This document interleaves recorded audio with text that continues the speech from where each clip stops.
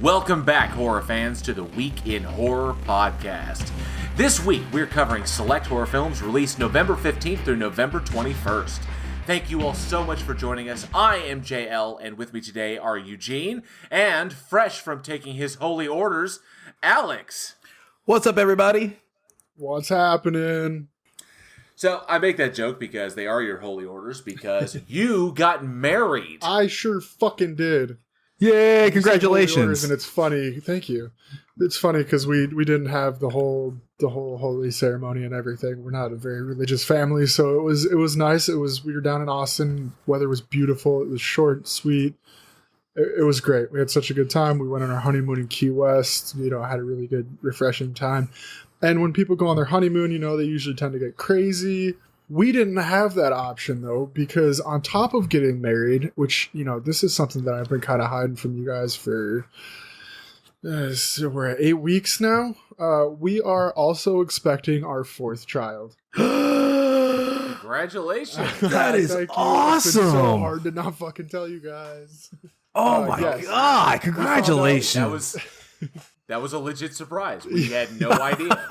Wow. I almost brought it up when we talked earlier this week, but yeah, no, it was, we found out about a week or so before we were getting married. So we're like, well, shit, we've already got tickets to Key West. We're already doing the honeymoon. Like, fuck it, we'll go. We won't drink. But we had a great time. Got to see sharks, got to see iguanas, did some cool shit. It was good. But yeah, having another baby, guys. Fucking 4. We're crazy people. Holy shit. Week in Horror has its first the Week in Horrorcast has, I guess, its first baby. Yeah. That's fucking wild. I knew it was probably gonna happen eventually. We were planning on it, but not this soon. So it was a surprise to us as well. Alex is the rabbit over here, so just trying to just knocking them out. Hey, you know what? I figure like with 4, because normal families like 1 or 2, and then you got 3. Like, okay, big family, but 4, fuck man, one of them's got to do something to make the family some fucking money, and if not, we've got 4 kids to take care of us. We're old and decrepit, so. Okay, so what you're saying is that in about, you said 8 weeks along, so in like another 6 months. June 24th is the official due date as of now. Okay, so about so we're saying like in March, Johnny's going to be taking your position a little bit more than you will. So okay, I got that. Believe it or not, this part is actually harder than the 3rd trimester. Morning, afternoon, night, middle of the night sickness, and yeah, it's been a thing. But yeah, we're going to do the thing, and recordings are going to have a little bit more noise on my end. Well, that's awesome, and congratulations, dude. That's friggin' sweet. A legitimate surprise. It's kind of cool. So hard to it's so weird. It's so weird to segue into what we're going to talk, because we were going to mention that tomorrow. Because we're recording this on Thursday, and tomorrow is Friday the 13th. So it's been a Friday the 13th kind of week. So for all of our listeners out there, because we record this in advance of the Saturday that it drops. Friday the 13th is tomorrow, and we don't know what will happen on Friday the 13th. Friday the 13th, the second one of 2020. This could be scary. We don't know what's going to happen. So if this show doesn't drop, this may be our last one. I imagine our devoted listeners sitting in a bunker somewhere after a nuclear fallout, just like... I'll tell you what. We'll get this thing dropped. We'll get this thing scheduled as best we can, because the internet. I don't think the internet's going to go away. So in case something bad happens, we're all gone, and the episode will drop on Sunday as normal. So if something terrible happens tomorrow, like Yellowstone blows or something, this will I don't know. Maybe you won't know until a week after, because we're going to schedule this to drop. Yeah, well, we'll schedule it for it'll be scheduled for Sunday, for this upcoming Sunday. So, if something horrible happens tomorrow or this weekend, I'll try and have this scheduled in advance, and then we love you guys. And I'm sorry, that's it. That'll be it. Are you having some premonition or something? Because you're scaring me. I don't know. Because the way typically I don't believe in woo stuff, but the way this year has gone, it feels like it's tempting fate. But either way. Hey, I'm working with like a lot of electricity tomorrow, so keep it down, okay? I am too, man. I got friggin' ACs to work on, so I don't know what's gonna happen. I don't know. I honestly have no clue. I'm just so ready for this damn year to be over. But yeah, it's Friday 13th. So yeah, well, I guess we'll deal with it as it comes. And if everything goes well, then we will see everybody again on next week. Absolutely. And for people 100 years from now listening to it because you found it under a rock somewhere, welcome to the podcast, and hopefully you find the other episodes so you can enjoy it. Make it your mission to find all 60 other episodes. Yeah. This is so wild. If we actually recorded like a message to the future. So, like, if this show was dug up, like, by archaeologists, and they're, if there is time travel in the future, we could actually, like, send a message, and it's recorded. It's going to drop, and then the minute it's there, they'll get it in the future. They may find it. It'll be pretty cool. Okay, here, JL, real quick. If you could send a message to the future for somebody listening to this 100, 200, 300 years from now, what would you say? Omit 2020 from all of your history books. Fair. All right, Eugene, what would you say?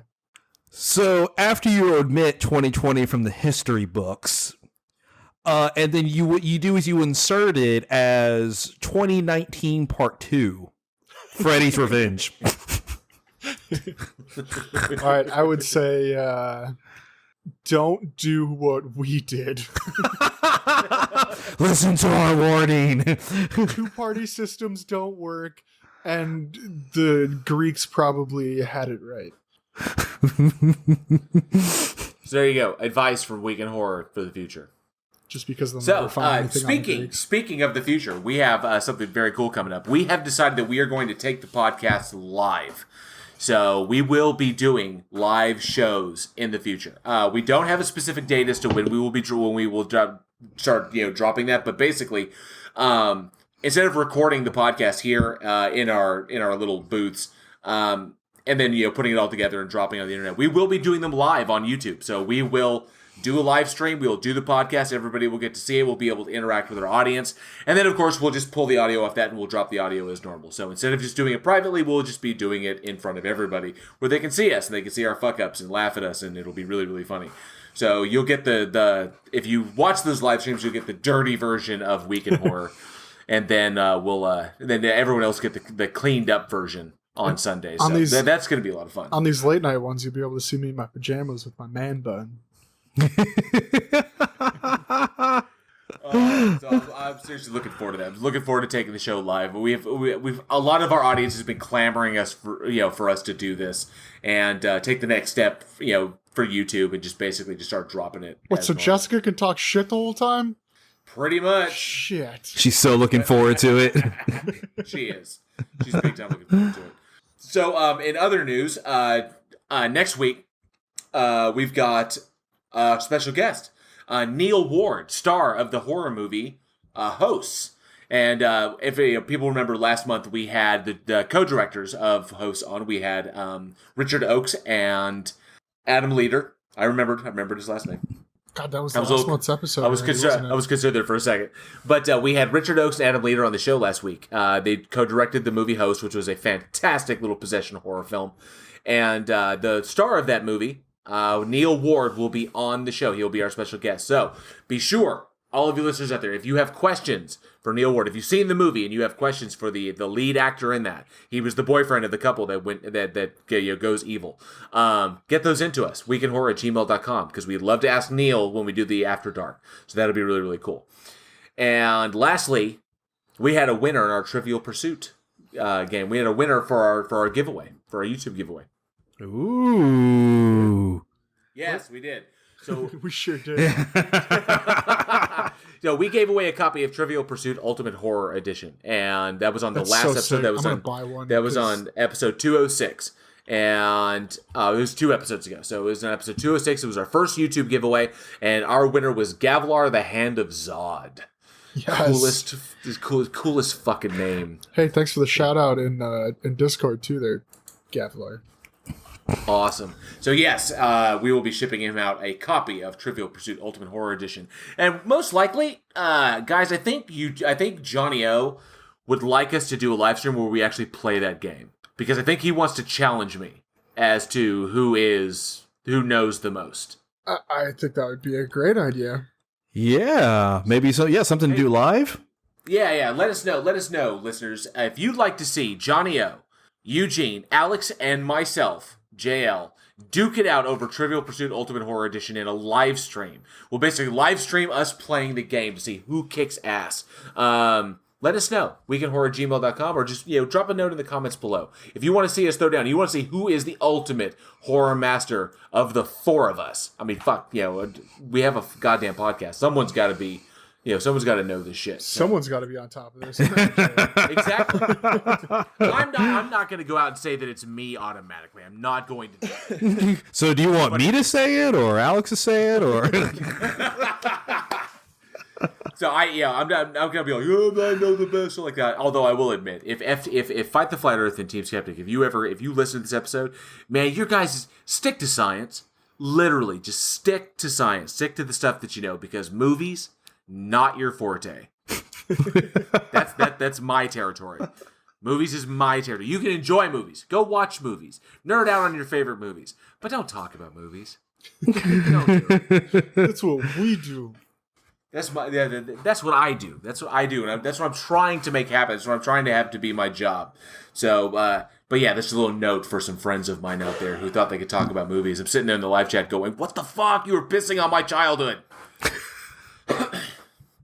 Damn, it's struck it. It did. It really did. They were fucking up their description. Basically, they were talking about Fight the Flat Earth brought up Cobra Kai. Okay. Mm-hmm. And he was saying, because he just discovered Cobra Kai for 3 fucking seasons in. He's just discovered it. Or it's two seasons. 2 seasons in. 2 seasons in, and he's just discovered it. And I'm like, what the fuck, is he living under a rock?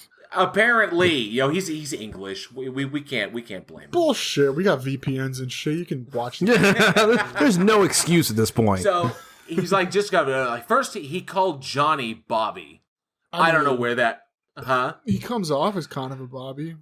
I don't know where that came from, but then he's sitting here, they're like messing up, talking about the type of karate they were doing, and it's from Johnny, it's from Bobby's point of view, and you really feel sorry for him. Like, I don't know, they just don't talk about movies. Talk about science, talk about flat earth, talk about anti-vaxxers, go after the idiots out there. Stay in your wheelhouse. That's damn, your wheelhouse, Weekend Horror just dropped a diss track. Yeah. We did. We're dropping this is our first diss track. Fight the Flat Earth, Team Skeptic. I love you guys. You guys are amazing. But seriously, stick to what you know. Stay in your wheelhouse. You're making fun of idiots on the internet. That's what you guys do best. Talking about movies on the internet, that's what we do best. Alex, Eugene, myself, Johnny O, that's what we do. That's where we kick ass. Okay? And watching you do it is like watching little kids play, like cricket. They don't know what they're fucking doing. Did you just throw an English fucking sport in there? I think I did. It was off the cuff. It's like watching a bunch of... Oh, I can't say that word. Oh, I can't... damn it, I can't repeat that line from Dodgeball. Did you just almost get us demonetized as well? Man, you were swinging for the fucking fences tonight. I almost got us cut down, but I caught myself. Because I think everybody knows what it's like, it's the Patches O'Houlihan line. A bunch of things trying to hump a doorknob. Yep. And I didn't want to say that word because that's a naughty word. Man, we have said a lot of shit on this fucking podcast, and that's the one that you hold back. Fuck, man! God damn it, son of a bitch! I almost said that wrong. I almost said that bad word. You know what I'm talking about. I'm calling you. I'm not calling you out, team. I'm not calling you out, fight. I'm just saying. Stick to what you... Stay in your lane. Stay in your lane, boys. On the right side of the road, because...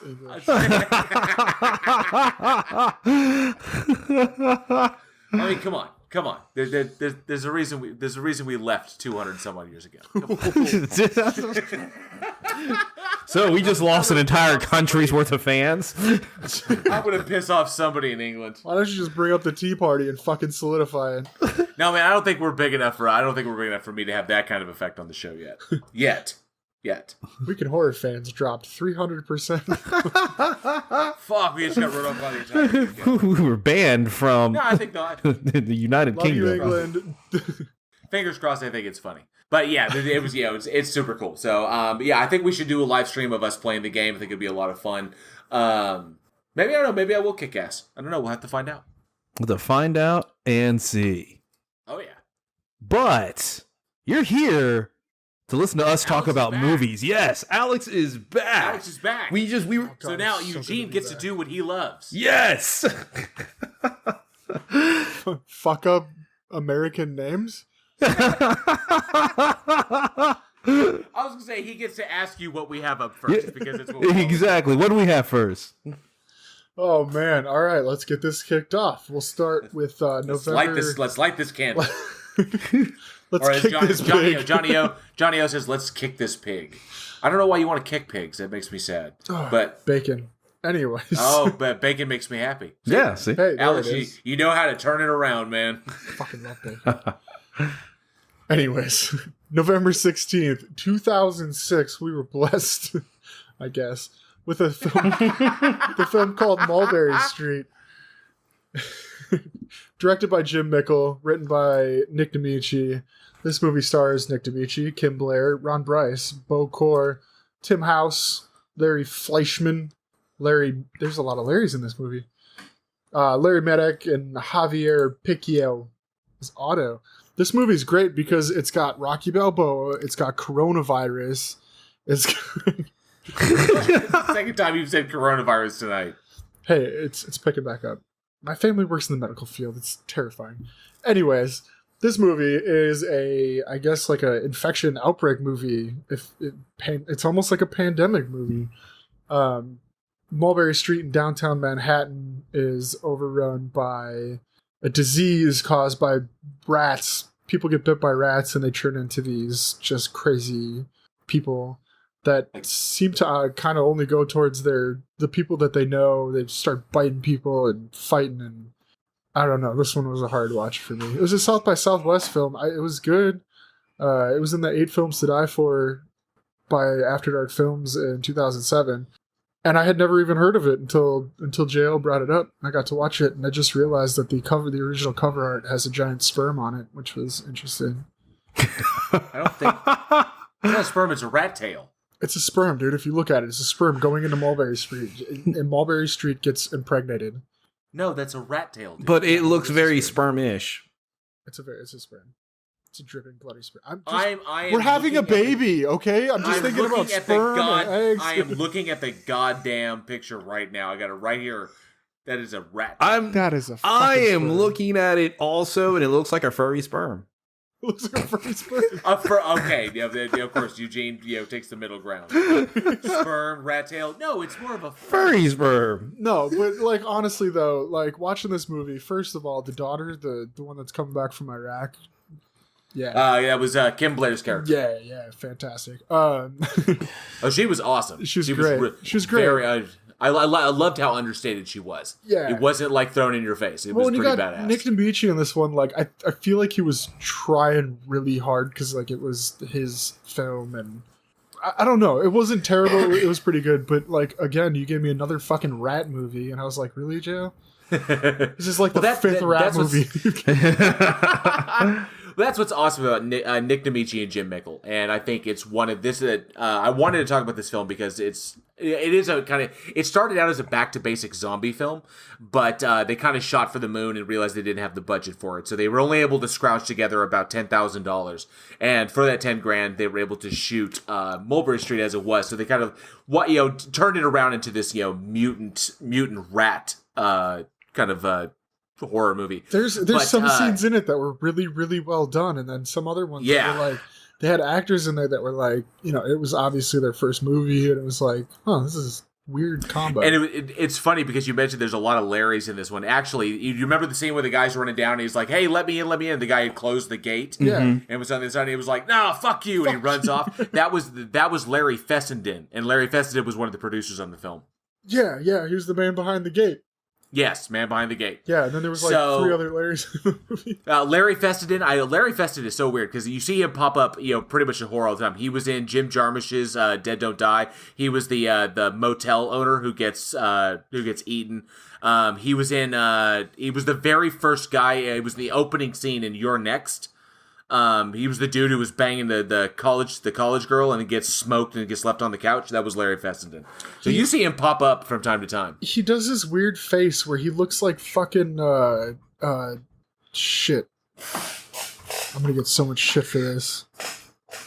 fucking old dude, played along. The first thing that comes to mind, he played along with Morgan Freeman in The Bucket List. It's Jack Nicholson. Jack Nicholson, yeah. He does this weird face that makes him look like Jack Nicholson. Actually, I could see that. I really could. Just like Nicholson. But the big thing I want to bring up, the reason I want to talk about this is because it's an excellent example of cultivating relationships when you're making films. Now, that's one of the biggest things in filmmaking is the relationships that you build and the friendships that you hold, and working together and having that kind of, I would say, having that connection when you're working together. Very similar to Adam and Richard, who did Hosts, is that they were fast friends. They met when Richard was DPing music videos.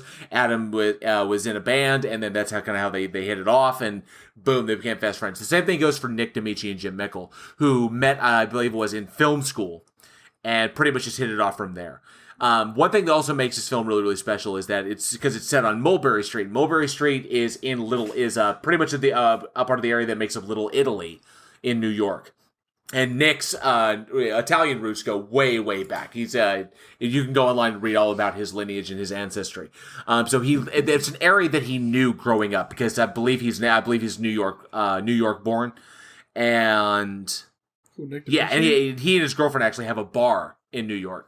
So the dude, I loved it because everything felt, it was an absolutely perfect capturing of New York, especially in that area, because that area in Mulberry Street is very, very run down.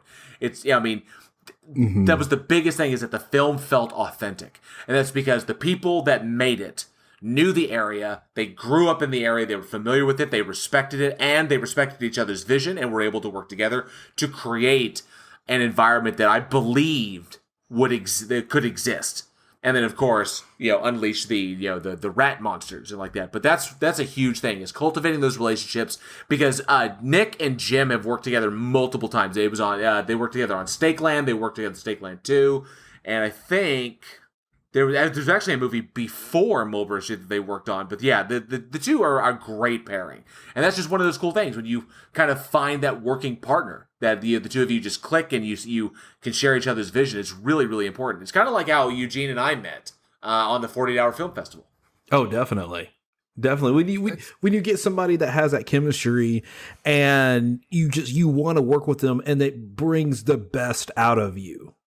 And I think that's the really important thing, is you just gel, because it's easy to find good writers, good directors, good cinematographers, whatever job out there. It's easy to find those people. There are tens and thousands, maybe 100,000 people who can do that job. But when you're working in a creative field, it's getting somebody that you gel with, somebody that you can communicate, someone that you can be on the same page with.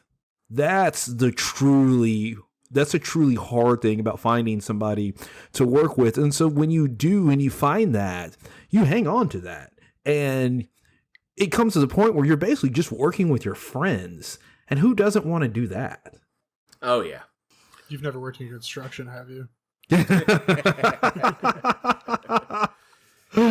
That's what makes doing this show so awesome, is because for people who don't know, Eugene and I met doing a 40-hour film festival. He was working as a DP, I was working as a writer, and he saw my vision with it, of what I was trying to create in the script, and he saw it, he recognized it, and he was able to build on it and make it better and make it kind of conform, and we just hit it off from there. Which is why when I started putting this together, he was the first call that I made. And then I was like, dude, I need somebody who's like really fucking funny, and that's when I called Alex, because I knew Alex for years before going to this. But that's what that's about, is that when you're starting out in this, production partners are a good thing. Some people want to go the lone wolf route; they want to go it alone. They feel like the responsibility is on them, and they need to be able to tackle this to like prove something or prove that they have this capability. But man, production partners are incredibly important. Yeah. You've got to you got to find those people that you can rely on. Yeah, and because I've tried the lone wolf route, and I've seen a lot of other people. I know a lot of people who try to do the lone wolf route, and some people are able to pull it off. And if you can pull it off, obviously more power to you. But I find when you find somebody to work with, it just makes your life easier. It's like, yeah, you can do the lone wolf and be in control, but then you find a partner that takes like half that load off of you, and you're like, I can focus better. I can focus more on this. I can focus more on actors' performances because I have a good cinematographer that we're on the same page with, and it makes your life easier. And you get to the point where you don't want a lone wolf anymore. You'd rather just have a good team, so that way you focus on just your craft. Because director, DP, production design, there's a reason why they're all separate jobs. God, you can't argue with somebody taking half the load. I mean, I'd like it when they take the whole load, but. My God. But if you can't get the whole load, at least half. I mean, half works. Check out Alex's OnlyFans at onlyfans.com/half the load. Where's the other half, Daddy? That was the name of the first video.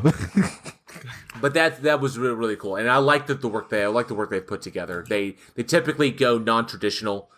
They take genres and kind of turn them on their heads, or they shoot, and they've shot in the horror genre so much, but they like to bring in other aspects. Their big focus has always been characterizations, which I thought was one of the things that set Mulberry Street apart. It could have been just a run-of-the-mill, like, mutant monster, like, oh, outbreak in the city and everybody's getting eaten and shit. But it was the relationships between the characters that really, really sold it. The father-daughter, the daughter's coming back from war. She's in, she's obviously, Eugene, and like it's Happy Veterans Day to you. But, oh, thank you. When you get discharged will we say that the girl was probably medically discharged? She seemed like she was medically discharged on that. Okay, so.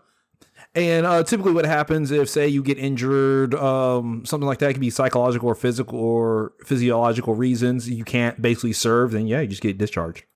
So, girl's coming home and obviously seeing heavy shit. She's coming home to see her dad. Her dad's, and they don't live in the greatest part of town. Her dad was a former boxer, obviously, kind of like just kind of a rundown boxer, living in this crappy apartment building, and then of course the people that populated and the story. I mean, what they said is that the Demichi based everyone in that film, like the super and his friend who lived next door. All of those people, everyone in that movie was based upon people that they knew locally. So people that they knew down at the local bar, people that lived in the apartment building. That's why he breathed such fantastic life into that, because obviously he wrote what he knew, and it makes it a lot of fun and allows for fantastic interactions between the actors. So I think the film is quite underrated and deserves a bit more than I think people get it. I think more people do need to see it and kind of see the excellent work that went into making this. It is. I like the characters. The thing that gets me, and maybe it's just me personally, is the shaky cam on it. Of course, it is 2000. I was trying to think Contagion. That was the other thing that I was thinking of, was the shaky cam when he said that. Yeah, it was big into about 2006 when this came out, and I like the characters. I like the characters, and I really enjoyed the story. It was just one of the things that got to me. It was. Other than that, the movie's great. I am starting to agree with you. See, this is what I love about this podcast. Is I'll watch these movies that you throw at me, JL. I've seen a ton of horror movies. You've seen 16 times the amount that I have. And then you hit me with these ones, and I'll watch it, and I'm like, well, I don't know. And like, I really do look at these movies, and I'm like, I'll even, when I'm watching new ones, I'll look at them and I'll be like, all right, cool. Like, find the things that we're going to talk about. And I'll watch it, and I'm like, yeah. And then we'll dive deep into it, and you'll give me some knowledge about these things that, like, I didn't even really think to look at, like the Demichi and Mikkel, relationship. And okay, cool. They work with what they know. And that always, like, we get to the end of it, and I'm like, well, fuck, yeah, I guess it was pretty good when you look at it that way. It's just, it's a cool way to look at it. I like it. I appreciate that. And that's the one thing that I know that Jessica G, yes, I'm mentioning you, Jessica G, you've made it into the podcast again. She has given me she's given me shit. It's all in good fun. I know that she's poking fun, but she has given me shit, for thinking that like no horror movie is bad, and that's not right. There are some really bad ones out there. Like name 5. I will off the top of my head, fuck. Silent Hill seen that Revelation, The Ninth Gate, Cthulhu Mansion, fuck. Shit. The Ring versus The Grudge, and what was a good fifth one? And I'm just gonna throw it out there because it was really fucking bad. A Serbian film. That was a bad film on multiple Terrible. levels. Wait, The Ring versus The Grudge was a movie? Yes, that was a movie. I'm gonna go watch. Yeah, I'm gonna have to watch Yes, that. don't be man. Yeah, it's in there. It's in the fucking database. I did watch that. It does exist. God, it didn't put me to sleep like Silent Hill Revelation did. That was terrible. I never finished that movie. I don't think I even got like an hour into that movie. But that's the big thing. That's what I was saying was that Jessica G brings up, that I do find some of the best, the things about making the movie, and I think it's because I'm biased. I think all of us biased because we understand the complexities that go into making a movie. It's extraordinarily difficult, and we ultimately respect anyone who gets something in the can, who gets a movie finished. When you get it done and it's in the can and it's ready for viewing, it's ready to go up on the big screen or ready for distribution. I know there's some bad ones out there, but we gotta respect the Herculean effort it takes to get a movie done and get it out because of all the crazy shit that goes on, all the crazy shit that goes wrong. And you just never know what could happen. Like for example, they're shooting this movie. I think they shot it in like 3 weeks or 3.5 weeks, and it cost $10,000. So you can see that's $10,000 spread across that movie, done in 3 weeks. So for the price of a really crappy car, they delivered this, and you gotta respect that. You gotta be like, damn, because these monsters look pretty good. The cinematography is sharp. Yeah, the shaky cam might have been an aesthetic that a lot of people don't dig, and I won't fault anybody for that. But the film itself has a tremendous amount of heart, and that's because Nick D'Amici and Jim Bickle, they love working in the genre. They love what they do. And there's a reason that the film was selected for the After Dark Horror Fest. Hold on. First, two things. My truck costs $10,000, you asshole, and it's got 280,000 miles on it. So fuck you. You said truck. I said car. That's fair. And yes, you're also right. A good place to see some of these movies and really get into these low budget but high passion films is at Horror Fest. The After Dark Horror Fest did a great job. Yeah. Oh, and speaking of which, I feel like we've talked about the After Dark Horror Fest before on here. Maybe once or twice. We have made mention of the After Dark Horror Fest. I think this is the first time that we may actually deep dive in and kind of go into the history of it. So I wanted to kind of just talk about it, the kind of historical, or I guess the history of it, and Yeah, so we have the After Dark Horror Fest. The actual After Dark Horror Fest actually started in 2006. And it was just supposed to be, it's a collection of horror films.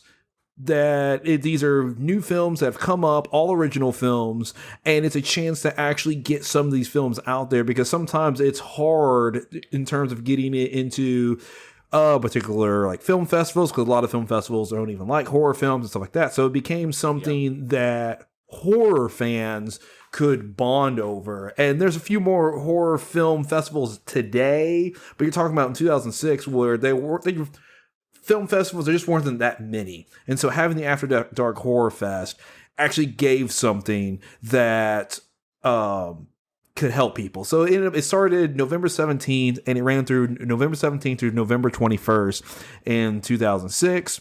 It came out with a great group of films. It was like 8 films that are in it.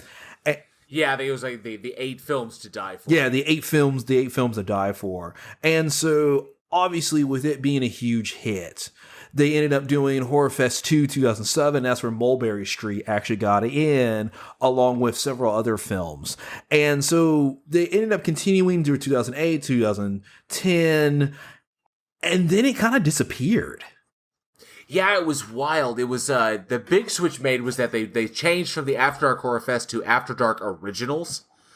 And they stopped doing I think there was an it was After Dark Originals. They didn't bring back Horror Fest again, did they? Did they do a 4? There was a 4. There was Horror Fest 4. There was a Horror Fest 2006. There was a Horror Fest 4 in 2010. Or 2000, I think it was like 2015 was the last movie that came out of Horror Fest 4. Yeah, because for 2015, they just called it the 8 Films to Die For. It was the 8 Films to Die For 2015. Hold on, I'm doing research. After Dark Horror Fest 4 in theaters January 29th, February 4th, 2010. And that was the last one. Although the festival date was ended on October 16, 2015.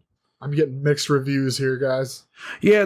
Well, one of the coolest things about it, and what I always loved about it, because number one, After Dark Horror Fest, I came across it when I was doing press work at Texas Frightmare Weekend, and I saw 2 of the films that played. I think in Horror Fest 2, it was Fear and it was Dread. It was Dread and. Oh crap! I can't remember the name of the second one. It was where the bullied kids get revenge on the kids who tormented the final. them. Yeah, the final. It was the final and Dread. I actually screened both of those at Texas Frightmare Weekend. That was Horror Fest 4. There's actually Horror Fest 5. Went out to retailers March 12th, 2010. And that was the last one? And then 8 Films to Die For came out in 2015. Okay. Well, one of the big things that was awesome about this No, it one was is 4. that, I'm sorry. 4 was March 23rd, 2010. Is that After Dark Films put this whole thing together so that it was basically a film festival. It was a film festival like any other year, and people would submit their horror films into it, and then they would choose the 8 best ones. They choose what they thought were the 8 best ones, because some of the ones that came out of this were actually pretty bad. But there were some like really solid. Huh? The reads in Horror Fest 4. Yeah, it's so bad that just, there's not even a page. You click on it on a wiki, it says page does not exist. But most of them were really fucking good. So obviously Mulberry Street is a really, really good one. Dread was actually pretty good. It was a pretty creepy little film. The Deaths of Ian Stone, the Grave Dancers. I'm sorry, you mentioned Dread. That was out of Books of Blood series of Clive Barker's, which they actually just did a Books of Blood on either Netflix or Hulu. Hulu. That came out on Hulu. Yeah. So this was a way for After Dark to give, I would guess, lend some credibility to horror directors. They would choose the 8 best ones, and then they would actually distribute them. So if you actually got into this, it wasn't just like, hey, you win a prize, here's some money, or here's a trophy, or here's a certificate or something. No, it was, if you got in, you got distribution for your film, which is pretty badass, because they would release them, distribute them as the After Dark Horror Fest, the 8 Films to Die For series. And I thought they were amazing. There's been some if you have not watched any of them, it's a fantastic collection of the one. Yeah, there's some really solid gems. There's some sketchy ones in there as well, but they're all really, really cool and all deeply, everyone who got into this loves the genre that they were working in. I think Dark Floors was another good one that I could recommend. But I dug that. I really, really loved that. I love that a production company, a production and distribution company, After Dark Films, was willing to take a chance on, to hold a whole festival and get these things in. And, and then actually, give them distribution where the directors don't have to worry about that. They're produced, they're done, they did their thing, and now the After Dark is distributing them. And it breaks my heart that it ended, because then After Dark Originals came out, and that was kind of like their distribution arm for the original horror films that they found. But After Dark Horror Fest just kind of like disappeared. It just faded away, and I was trying to find out why, and I just kept getting conflicting reports. And you had the 8 Films to Die For in 2015, and it's just done. Like, God, the 8 Films to Die For in 2015. I was trying to think back to that. Do you remember any of the movies that came out in that? That one it was like the Lumberjack Man, and I know Re-Kill was in there. But I only remember that because I thought it was one of the most terrible movies I'd ever seen. Yeah, Re-Kill was there. There was Re-Kill. There was The Wicked Within. Lumberjack Man was in that. Bastard. Rebecca Bastard. Kennedy. Yeah, that's Rebecca right. Kennedy's movie Bastard was in that. Yep. Windwalkers. A lot of them disappeared off the face of the earth, though. Yeah, I would give you money if you could find 5 out of the 8 of those, on film. Yeah, I think Rekill and Bastard were two of the bigger ones, and it's because Bastard was actually really, really good. That was a gnarly film. But yeah, then it just kind of went away. Now, I wish it makes me sad because something like this is sorely needed in the industry. I love that After Dark took the chance, and After Dark was like, let's get horror movies together. And in its wake, we kind of got stuff like the ABCs of Death, like ABCs of Death and ABCs of Death 2, and VHS, where the project, with ABCs of Death, the project was to bring 26 directors together, have them direct a short film based on a letter of the alphabet or a word. So there's like A, B, C, D. And then we got 26 little short films that we put together and make up one movie. I'm sorry, really ABCs of Death were fucking awesome. ABCs of Death were amazing. It was great. I remember getting to like C, and I was like, "This is gonna be a weird night." I'm getting popcorn and beer. Hold on. D for Dogfight is one of my favorites. That was amazing, and I love that because they're horror films. They're little horror shorts, but they're from all over the world. So you get a taste of American stuff, of English stuff, of Japanese stuff, of Korean stuff, of Taiwanese stuff. You get the real full global experience of ABCs of Death. But that was the whole thing, bringing directors together in order to put multiple directors together to do not just an anthology, but to do a kind of like celebration of horror. And that's what I felt After Dark was, and it broke my heart when it went away. Listen, given how bad some were, I actually wanted to get a film. I thought my horror movie could make it into it, but it never got made. You talk about getting it in the can a lot. You need to get a fucking movie out there, Joe. Go for it. It's all you know. It's your time to shine. Sure, you got the $10,000 that I could shoot it with, bro. Maybe like if this shit takes off. Well, like for example, in Mulberry Street, the super who was the first one to get bit. That was also the primary financer of the film. Hey, well, I mean, fuck. Hey, there you go. Be like, yo, you could be the first one to get brutally fucking fucked to death or something in some weird way, and be like, all right, cool. I would love to do that. I love to get fucked to death. Yo, we have been in quarantine for a long fucking time. Some people are willing to do some weird shit for money, and like you said, honestly, with these indie horror fests, you get these people together. So we've realized in 2020 we've gone through so many things. We know that political, it's just a shit show. Everybody's got a different view. You go on social media, everybody's got a different view on everything, but there is one thing that all humans have in common, and that is fear. And it does not matter how strong of a person you are, what you do or don't believe in, where you go, what you've seen. There are still things that would scare every single person if you showed it to them.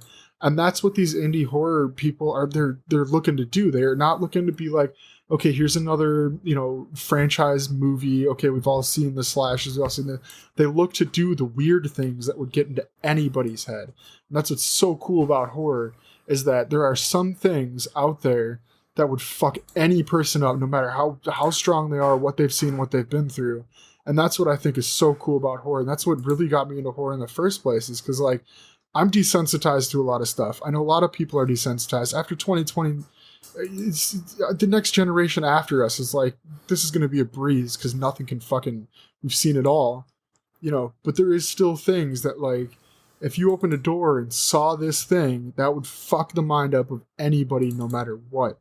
And that's why, like, these horror fests are, these indie movies, they need to come back. It needs to be a thing. We need to get back to this. It's the one thing that holds everybody together. It's fear. Nobody wants to die. I mean, granted, whatever, but nobody wants to be brutally torn apart by this vicious thing that this unknown entity.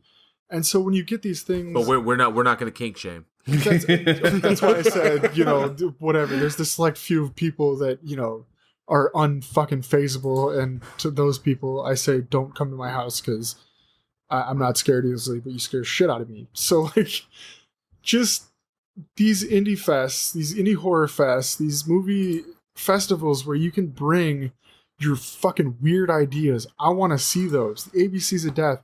I want to see that shit because I've got a twisted mind. I know Jail's got a twisted mind. Eugene is so mysterious, it scares me in itself. And so it's like, I want to see what these people have to offer, especially now that we've had time to sit and wallow in the filth of our own minds. I want to see that shit. I want that shit to come out, and Netflix isn't going to show it. I mean, granted, the ABCs of Death was on Netflix and stuff, but there's still some stuff that they won't show. I want somebody to screen this shit in a field in Austin, Texas, where everything comes from, and I want to sit there and be weirded out and scared by these people's ideas. I honestly, I think this stuff needs to come back, and that's something I want to know from the audience. Return of Indie Horror Fest. Is it necessary? Is there a way to do it? And if anybody wants to lend their land, let us know, because I think we might be able to get something rolling. Let us know. gmail.com. Interesting. We'll just let that. We'll see what germinates from that one. I think we've got enough connections. I think we've got enough listeners that are in the industry. I think we've talked to enough people in the field that we might be able to get something going. We just need investors. If anybody knows how to do finances, let us know too. weekendhorror@gmail.com. Or you can help us at patreon.com/weekendhorror. We have tiers for those That is true. I was trying to slip that in there. Anyways, we have talked so much about this movie. JL, let's go back to I want to say classic, because it's something I've watched since I was a kid. Oh, yeah, definitely. So, releasing November 19th, 1999, we do have the classic, the Tim Burton classic, Sleepy Hollow. So, directed by Tim Burton and written by Kevin Yeager and Andrew Kevin Walker, this film starred, obviously, Johnny Depp, Christina Ricci, Miranda Richardson, Michael Gambon, Casper Van Dien, Jeffrey Jones, and a host of others, including the legendary Michael Gough. Just basically everyone in Tim Burton's stable of actors that he liked to use. This film was based off the Washington Irving's, the classic Washington Irving story, The Legend of Sleepy Hollow, about Ichabod Crane and the Headless Horseman. I don't think I need to give a plot summary of it, because I think we're all pretty much familiar with both the film and the animated short that was released by Disney of the animated Ichabod Crane being chased by the Headless Horseman. You mean Nightmare Before Christmas? So I really dug it. I know that this movie would. That's the cool thing about Tim Burton, is that Tim Burton doesn't always sit with everybody, but I love Tim Burton's work, and I really, really loved this movie. I enjoyed it. I think the only trip in this film, the only hiccup in the film was casting Casper Van Dien. That was kind of a waste. The character of Braun should be larger than that. Not just larger in size, but larger in scope.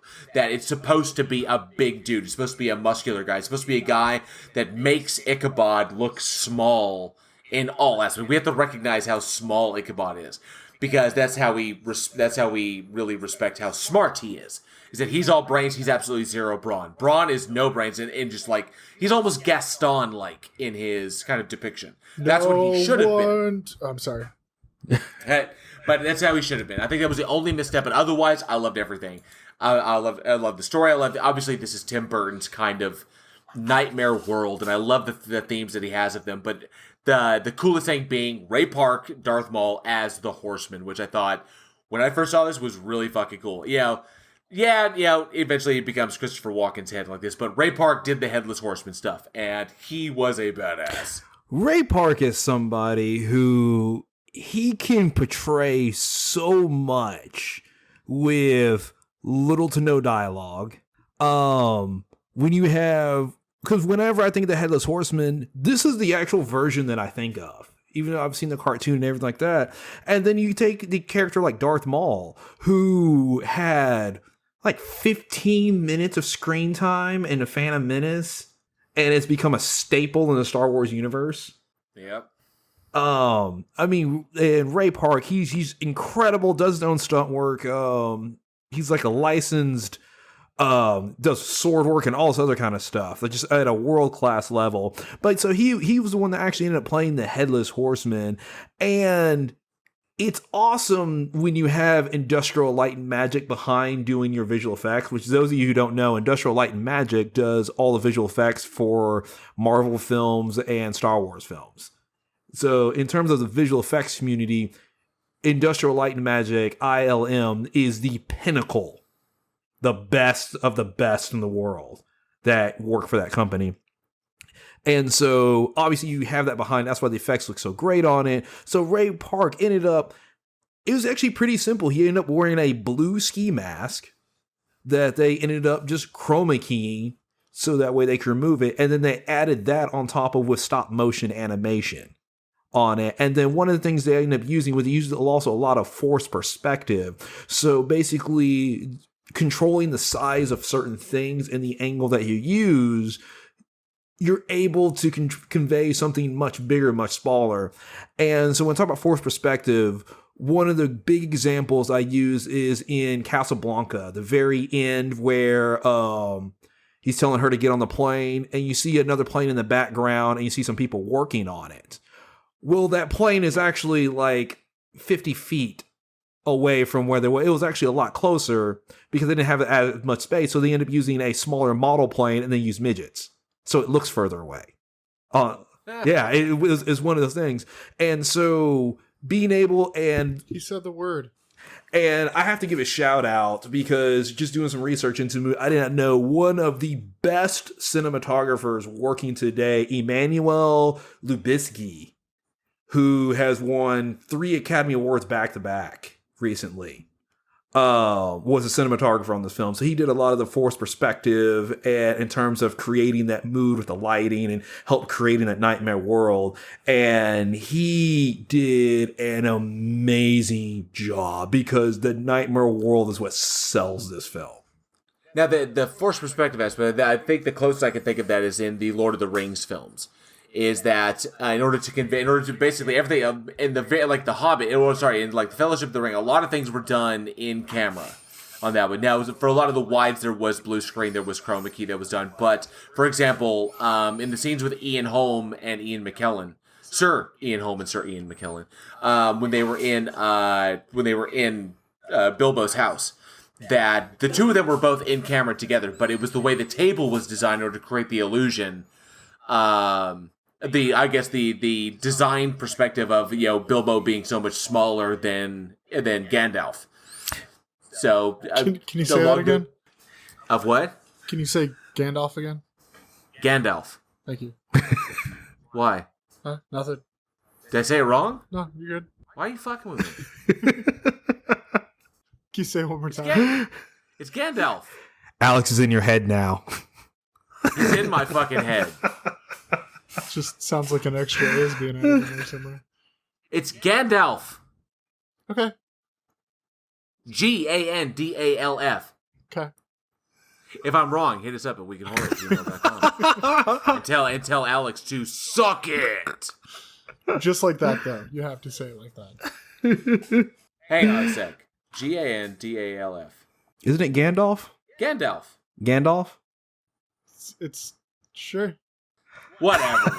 Okay, but I'm thinking along those lines. That's what Peter Jackson was utilizing in order to make Sir Ian McKellen look larger than Sir Ian Holm. Sir Peter Jackson. They're sirs. What do you want me to say? Sir Peter Jackson. Oh, Sir Peter Jackson as well. My bad. God, they're all fucking knights. But yeah, very, very. I mean, I love that effect, and it's really cool because it's a practical effect. You get to keep that in camera, which is really, really neat, and just shows the creativity. Obviously, the guy was. I wouldn't realize that the cinematographer was a multi Academy Award winner, which goes to show the thing was fantastic. And of course, like you said, the nightmare world of Tim Burton. I love the themes that he has throughout. You can see them in all of his movies, even from like Batman. From Batman all the way up to to Sleepy Hollow, to even some aspects of Planet of the Apes. There are themes that he touches on, which I really, really dig. It's funny that you bring that up. So you said two things. First of all, Christina Ricci. Yeah. But like, I just realized like we've been playing Halloween movies still because we love Halloween. And it's like, this time of year, it's like, oh, we're going to watch Halloween movies. And every single one has Christina Ricci in it. And we just watch like the Addams Family and stuff. But that has nothing to do with what we're talking about. So we'll go to Tim Burton.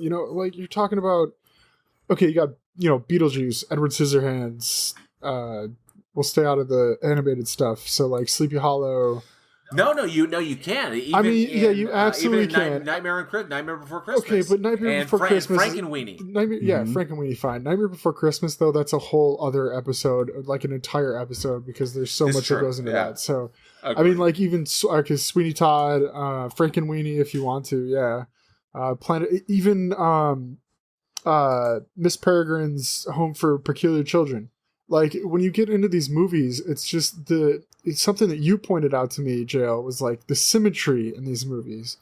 And I didn't ever think about it until you said it. And I was like, holy shit. I went through every single one. I think I've watched probably 5 of the movies that I just named off. And it is. It's the symmetry. It's the color.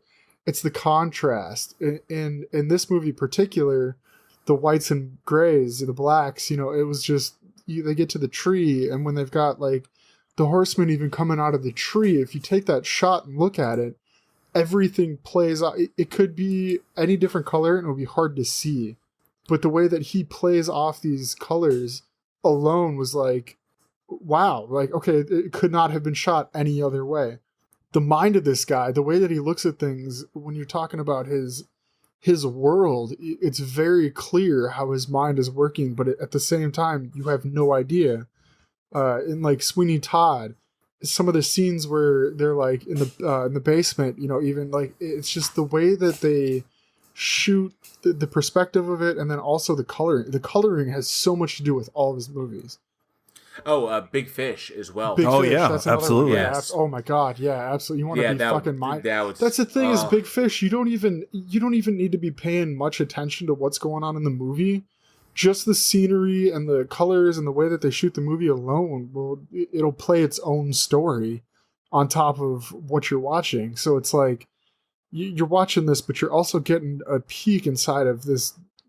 I wouldn't even say twisted. This brilliant man's mind. And I know there's a lot of people out there that are like, oh, The Nightmare Before Christmas. This movie took 3.5 years to make, and we're talking stop animation. Maybe that's a word. Stop motion animation the whole time. The persistence that this man has put into every single one of his movies has been phenomenal. And the scenes that he set up are just, they will forever be stuck in your mind. Corpse Bride. You could watch that movie and be like, that was a dumb movie, but you'll never forget it. You'll never forget it. Corpse Bride is where I first picked up on this, where everything started to kind of come together. Yeah. I was like, oh, Corpse Bride. Then I traced that back to Nightmare Before Christmas. Yeah. Trace that back to like Frankenweenie, Corpse Bride. Yeah, it's all one fucking movie. But then you could jump that to Edward Scissorhands. Yeah. And then, of course, Beetlejuice. And then you start seeing things like in Big Fish. And I was like, oh my God. Bro, you start pulling stuff out of Big Fish and putting it into The Nightmare Before Christmas, and you will shit your pants. Like it's all together. It's all one world, and he's just there, and it's amazing. And he just pulls stuff from it, and he's like, all right, let's make a movie on this. But like you said, Corpse Bride, Frankenweenie, and The Nightmare Before Christmas, that could all be one film series. It could be like a trilogy. Take Batman Returns. Absolutely. Especially in the environment around the Penguin. It's all the Penguin. That movie is the Penguin. Even in Alice in Wonderland, there are aspects in Alice in Wonderland that you could put into all 3 of those movies. But then when you get into stuff like Miss Peregrine's Home for Peculiar Children, which is a pretty new movie, but a book that I had shown my daughter when she was very young. We had read it, and I've read it multiple times with all of our children.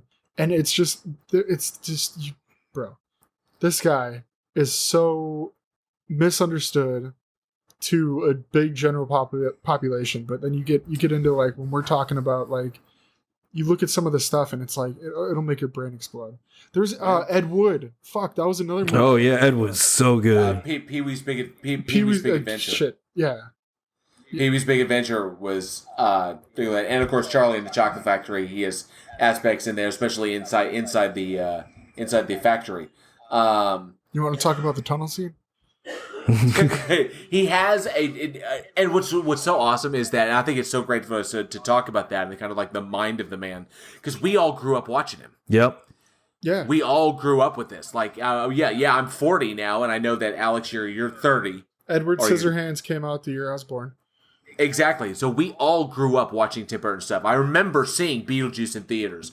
I remember the first time I saw Nightmare Before Christmas and Edward Scissorhands. Watching that, and I think Edward Scissorhands one of the most inspirational ones as far as like romantic, because the romantic story of the outcast and the beautiful girl and finding that was like that. I was young when I saw that. That was, what was that, 1990? Yeah, it was 90.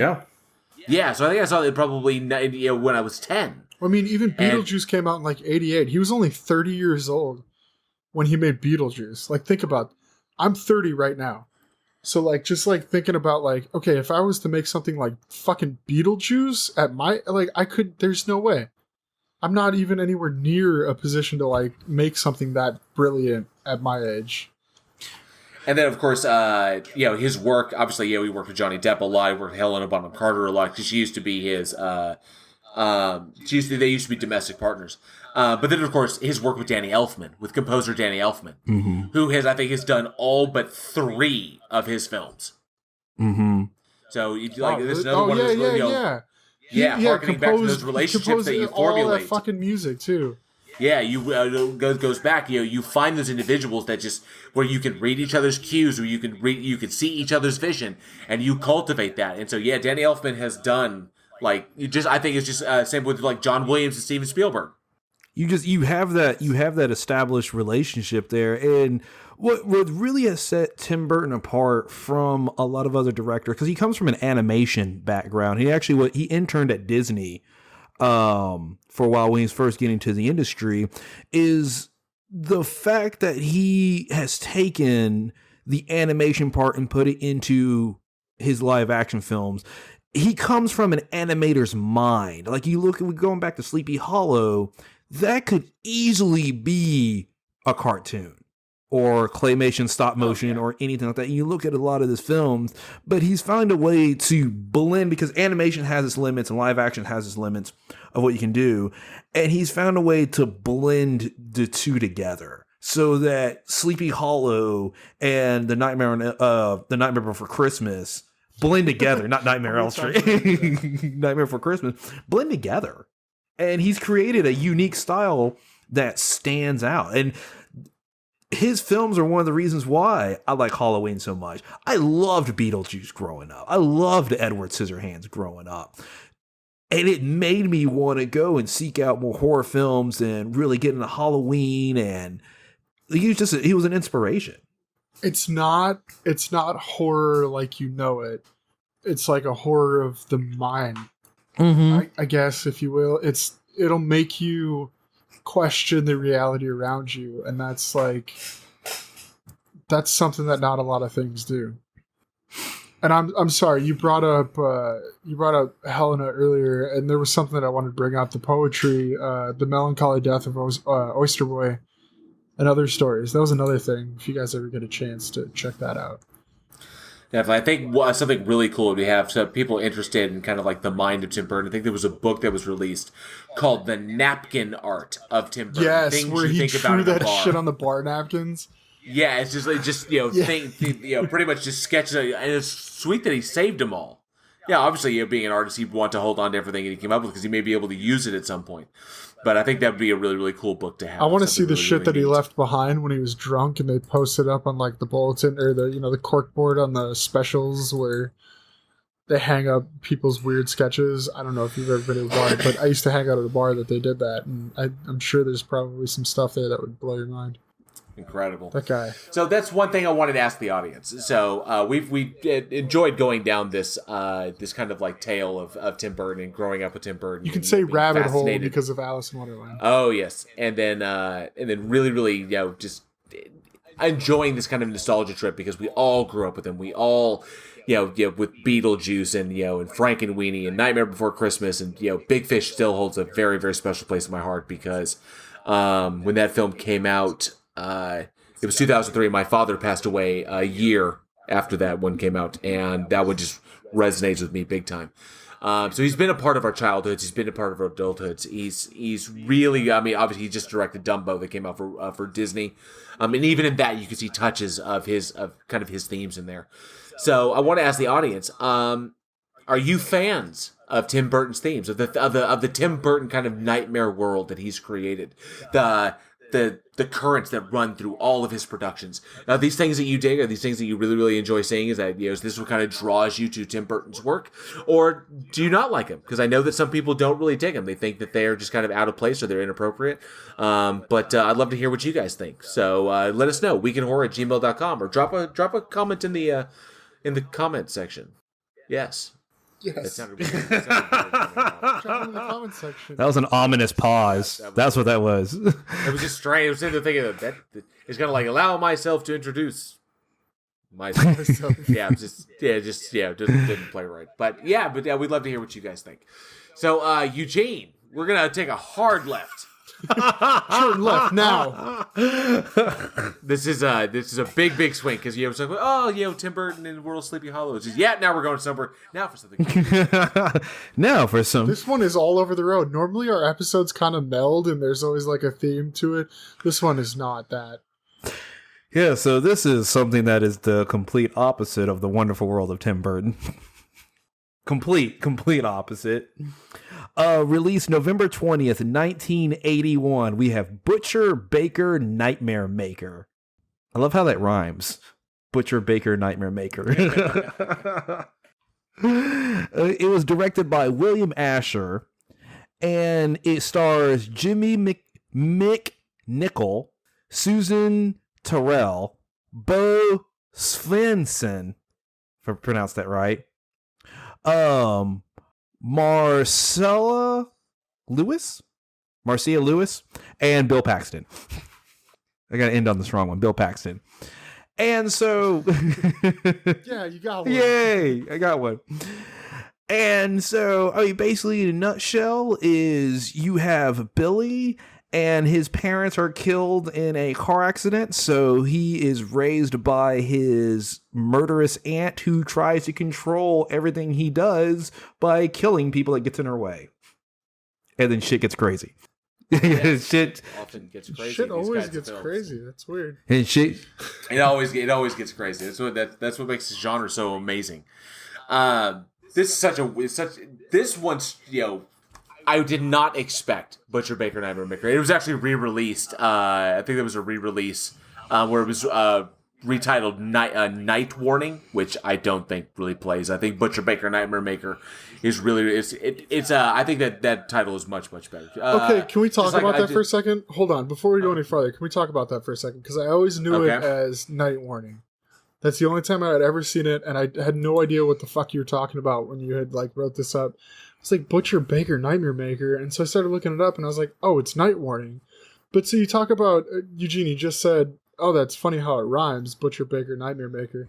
But it's like you're talking about the rhyme. It was Butcher Baker and the Butcher Baker the Candlestick Maker, and so there's like a rhyme or a song, I guess, if you will. It's like this weird song. It's like dubba dub dubba dubba dub. Maids in a tub, something, the butcher, the baker, the candlestick maker. So I'm like, how the fuck does that even tie in? So I started looking into it, and it was like the phrase, the butcher, the baker, and the candlestick maker denotes people of various trades or businesses considered collectively. It has also come to denote anyone at all.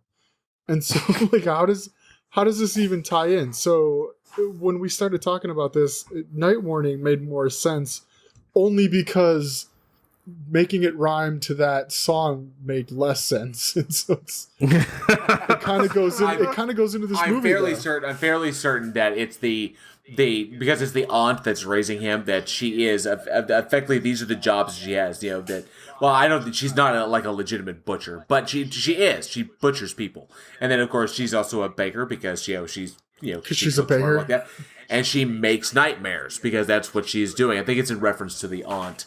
Who is obviously the horror of this film, but I was not expecting this one. I really wasn't. Oh really? Tell me why.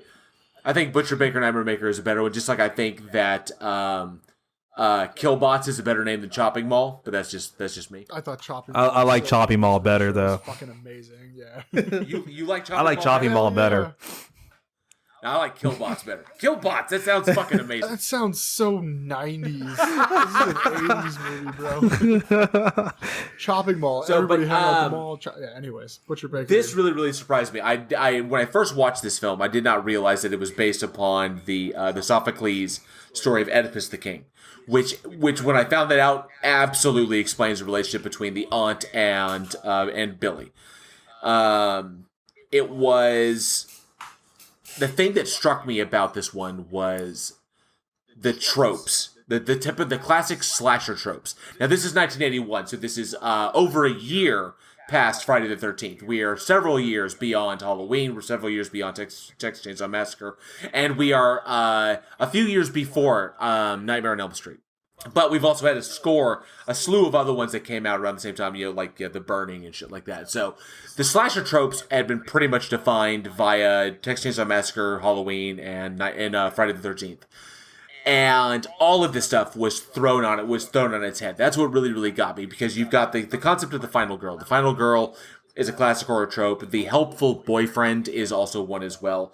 The masked killer or the male killer, all these things. Everything is twisted around. You've got the aunt is the one who is doing the killing. You've got obviously one of the big ones, one of the major ones, that the homosexual, that the gay character in it is not treated as a liability or weak in any aspect. So we have a strong gay. In the 80s. Yeah, that's a big deal. This is 81. So we have a strong gay character. Then we have the final girl, who is not a girl, is the male character. Then we have the helpful boyfriend, who is actually the girlfriend, okay? Who actually assists and is actually helpful. Then we have the killer, who's actually the aunt, and is capable of just as much violence as any male slasher. That's the thing that got me, that really struck me, and I hope more people get to watch this movie, because you get to see all of these things deliberately flipped and turned on their heads to great delight, because it is well crafted. A very, very smart little film. Given that this is a straight up slasher film, this is a legit slasher based upon an epic story. You have Sophocles. This is Greek history here. The tale of Oedipus the King. Really, I mean, it's deeper than most would go, and very, very interesting in its depiction. Director William Asher. And of course, and Michael Miller, who is uncredited in this, but because this was co-directed. But William Asher, his vision was really impressive. God, and fucking poor Billy getting drugged all the time. Stop drinking the fucking milk. It's fucked up. Yes, and you're just like, stop. I almost got, when I went back and rewatched it, I almost got like he's behind you. He's behind you. Oh, Jamie, he's around. Behind you is like you're sitting there screaming. You want to yell at the screen. Don't. You know something's fucked up. Stop it. Stop doing it. Stop. Stay away. You're talking about flipping tropes around, and like you hit all these things, but then also they go into so many so you're like back and forth with like, whoa, this is not normal, because first of all, it's an 80s film, which everybody was like sexually open in the 80s, and that's cool.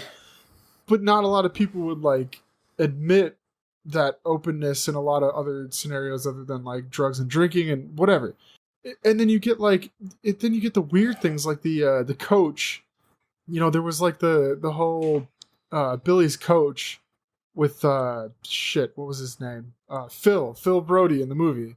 Mm-hmm. Yeah. And so it was like, you hit these like other things that are like uncomfortable, but not because it's like, I mean, we're in 2020 now talking about it. Like, okay, cool, gay. Like it doesn't mean anything anymore. It's not like they use the word fag in this movie a few times, and I fucking hate that word. But it was like, it's not. It was like that was harsh back then. It was like don't be a fag, but then you get like all the other things like the weird adult-child sexual relationships and the aggressive sexuality from the adults, and it was like there's so much going on in this movie that we wouldn't look at it now. Half of it was like normal now and still weird in some cases, but back then a lot of this was like, all of it was like taboo. That's the word I'm looking for. Most of this movie was taboo.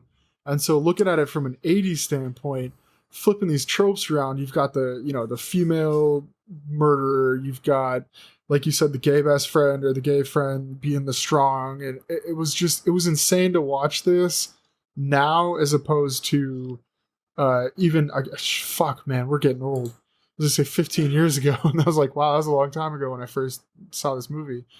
But yeah, so like just watching the stereotypes play out where it's normal now, but you know that it was so taboo back then, it's insane. It's like, I can't believe that they went, and I think that might be why it wasn't a huge movie. It wasn't, I don't think this movie flopped, did it? And like box office? I don't know. I don't think it did like terribly, but I don't think it was very well known because I think it was so taboo that people just weren't, they didn't want to go watch it and talk about it. But now it's like, I don't know, just watching it now, even some of the stuff is still taboo. And that's what blows my mind, is that it went so deep that even now some of the stuff still is like, nah, don't touch that. Flip it around so hard. It was cool to watch. It was cool to watch back then. It was cool to watch now. I will have to point out the Final Destination scene in the very beginning, the way the parents were killed. I wonder where that was. I mean, I will never be able to drive behind a truck that has logs like ever again. Just ever again. Absolutely. Dude, I switch lanes. Pipes are logs. Yeah, always switch lanes. Yeah. Either way, it's a great film, and you're right. Horror has always been on the forefront of hitting the taboo, or what some people even call as the actual rhetorical term, queer theory, which is the theory of the outsider. Yes, because horror is able to push that, because the fact that, like I said, a lot of the films are small. This is a little bit of a smaller budget film. Dealing smaller budget, you don't have to get as much return. So it's stuff, big comedies and dramas will almost always play it safe because they have to recoup their massive budgets. Whereas a film like this, if this film costs $1 million to make, they can dive and do risky just because they're just trying to make $1 million back versus trying to make $200 or $300 million back. So horror has always found a way to question that. And that's what I like about horror, because even when the horror genre, the literal genre, was created, it was created as a way to criticize nobility in a time period where you couldn't criticize nobility because they can just go in your home and kill you if you criticize them in any way. So they would create the off Dracula, some of these off characters where it's like, yeah, it's them, but it's not really them. And that continued from the page to the screen, and this is one of those films that pushes that. The fact that some of it still makes people uncomfortable today just shows how far this movie was looking ahead. And this is definitely one of the films we've talked about, and we talked at great length about how horror is, because of kind of what horror is and what it means to people. And Alex mentioned fear being a kind of unifying factor amongst all people. Horror is forced to always kind of try and reinvent itself, to always break new ground, to push boundaries as much as possible. And I always found Butcher Baker Nightmare Maker to be one of those films that did that. That's up there with films like 120 Days of Sodom, Serbian film, Human Centipede, Brain Dead, Audition, movies that pushed the limits of extreme. Obviously, when you had movies like Saw and Hostel come out, those also pushed those boundaries. They weren't rote films that were just straight up the middle, or they weren't safe. These were risky movies that opened up new areas, that broke boundaries or broke barriers and allowed people to start developing into those subgenres. Because the nature of horror is that, one, it's typically shot cheaply, and two, you typically try to make as much as you can back. Directors who work in this, the production companies that work in this industry, people like Jason, like Blumhouse, are constantly forced to push boundaries in order to get as much as they can back. Otherwise, they're not going to be making movies anymore. And we saw that with the early Blumhouse films, where they really took risks. Of course, Jason Blum, he loves risky, weird shit. So he took those risks and took those chances and constantly expanded the genre into new and interesting places and opening up doors for other filmmakers. That is what makes the horror genre so excellent. And it needs films like Butcher Baker, Nightmare Maker to constantly do that and give visions of tropes on their heads, or even introducing new tropes, or saying, maybe this could work, and then other directors can take that and run with it. It's kind of one of the reasons why I love H.P. Lovecraft's work so much. Is not because of the work that he did, and that's not the primary reason, but it's the fact that he allowed so many other people to take his stuff and run with it. And add so much more to it. He literally open sourced his stuff and said, yeah, add to it, do more, expand it, make something better. And without that attitude of the 1800s for this man to have this vision, and without that attitude, we would not have things like Arkham Horror, the board game. We wouldn't have the work of Richard Chambers. We wouldn't have stuff like that. To increase the mythos, and that's what I think was one of the things that makes horror so special, is that it's a very open community. It does say, hey, check this out, run with it, you see what you can do, and we need stuff like this. I think this is a particularly important film that people do need to watch, not only because it's the 80s. This was 81; it was a different time. Alex, you mentioned the use of the use of the word fag, which I'm also not a fan of. But I recently had it wasn't in a horror film, it was in Crocodile Dundee.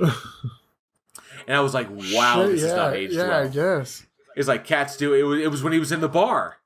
And there was the trans, I would say it would classify as trans. There was the trans woman in the bar who was hitting on him. And then the cab driver was like, hey, that girl's a guy. And then uses that word. I was like, fuck, this movie did not age well. Wait a second. I was like, that's not PC. But of course, it's Crocodile Dundee. He may get a pass. I'm not sure. Maybe he doesn't get a pass. Fuck PC in the slightest. In the most, just fuck PC. That's just fucking rude to other people. Yeah. Yeah, it is rude to other people. Well, him walking up and grabbing her by the junk just to see, that was kind of rude too. America did vote Trump into office one time, only once. Sorry, I'll stop there. This is true. But the horror film's a challenge. The challenge is very, very important. They have to be there to keep the genre fresh and keep new visions coming in. They got to be able to break those doors. Not everything can be the MCU. Yeah. True.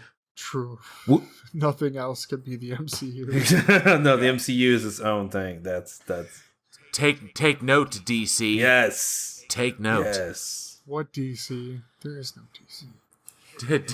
Stick to animation where you're going to look at me just telling people to stay in the right? Hey, speaking of though, I was just watching some DC animation and I was like, okay, see, this is way better than any live action they've ever done.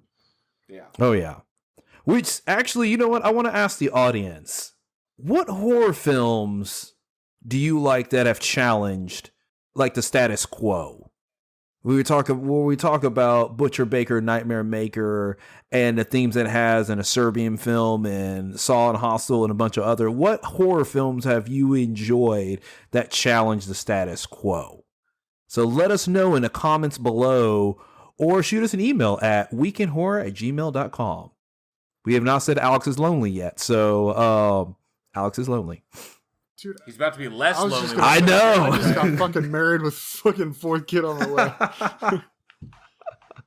I'm so lonely. I'm so lonely. So lonely. Why is everyone so fucking stupid? Welcome to City Walk. Anyways. Matt Damon. I'm Matt Damon. Sorry. That's a whole other podcast. All right, Alex, what's our final film? Final film. The last film of the episode. Yeah, well, as you were stating earlier, Friday the 13th is tomorrow, so who knows? Who knows? It may just be our final film. fuck, I swear to God, if something bad happens tomorrow, JL, I'm gonna come to your house. I know. I will have called down the thunder. Oh my God, I will drag you through the apocalypse with me and my fucking 18 children. All right, There's no food, but he keeps having them. That's why we eat people. Just like in our final film. I was gonna try and slide a cannibal joke in there. I just couldn't formulate it in time. I was like, he keeps having them, but there's no food. Oh, wait a second. We make our own food. Gotcha. We're going organic. You might have just fucking plotted out a horror film. Yeah, it's called The Road. But better. What was it? The Book of Eli? They had cannibals too. Hey, that was a good movie. That was a good movie. Until we got to the end of it. Anyways, let's finish this off weird, guys. We're gonna go with A Girl That Walks Home Alone at Night. Came out November 21st, 2014, which was directed by Anna Lily. Come on, man. Amapour. Amapour. I was trying not to fuck it up, thank you. Also written by Amapour.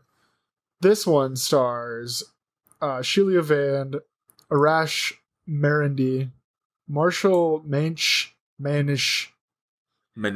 Fuck you. Manesh. Mozan Moraine. Yo. Sorry, there's like a little squiggly above it. Dominic Raines, Rome Shanadlu. Yeah, no, that's right. Shanadlu. For those like little context, Marshall Manesh is in this. He was also Ranjit in How I Met Your Mother, the beloved taxi driver. Oh god damn, he was man. I fucked his name up. Wow, that was hello. Hello. Yeah. Yes, he was. It was crazy because he was a junkie. Yeah, he was the junkie in this movie. I guess I didn't even put 2 and 2 to fucking 5 on that one. That was terrible. Anyways, this movie, I was trying to come up with like a plot summary to this because it's totally something different and it's awesome. But the way that IMDb put it was probably the best. In the Iranian ghost town Bad City, a place that reeks of death and loneliness, the townspeople are unaware they're being stalked by a lonesome vampire. Which was a good way to put it. This was, I looking at it and deep diving into this, it's just a love story between as another person on here put it, the rockabilly. It really is. Like, we talked about this before. It's a spaghetti western. It's very off kilter, but at the same time, it was actually probably one of the. I'd watched it back. I think I saw it in 2014. It must have been 2014 when it came out. I think it came across at the year or 2015 when it came out. And I'd seen it, and I never really thought about it until we brought it back up. And so I went and watched it again. And this movie, besides having like a just awesome soundtrack, was a clean take on a vampire genre that has been kind of stale for a while. Twilight doesn't count, Joe. Don't worry. Twilight doesn't count for shit in anything at all ever. I knew that would touch a nerve. I found it. Oh Lord. I was actually divided on this movie. I really was. There were aspects of the film that I really liked a lot, and there's some things that I really didn't dig. Now the biggest issue was that I had read a lot about the film and I was really hyped to see it. I thought it was going to be really cool. And it was a good movie. It wasn't a terrible film.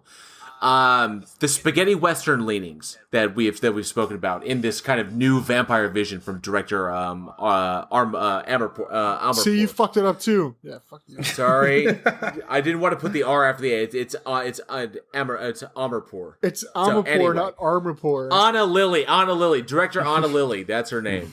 It's a beautiful name. So in this vision, this kind of vampire vision she does harken back to the idea of the lonely vampire, where the vampire is eternal, the vampire is immortal, it lasts forever. Everything around it will eventually die, and so it's constantly seeing the world in this kind of eternal state of entropy, but the vampire remains, and so the character has that loneliness about. We never get a sense of how old the vampire in this is, but you can tell that there was people lost in the past. Yes. Yeah, and it's well, she's old enough to the point that she's going through the motions. She knows who she wants to kill. She has ways of kind of passing the time. So she targets bad men or men who engage in, I guess, poor behavior with women. She's obviously she's feeding off of this ghost town called Bad City, where it's a perfect hunting ground for her. So drug dealers and junkies and rampant homeless and all kinds, and she's just kind of feeding off the dregs of society and just kind of persisting.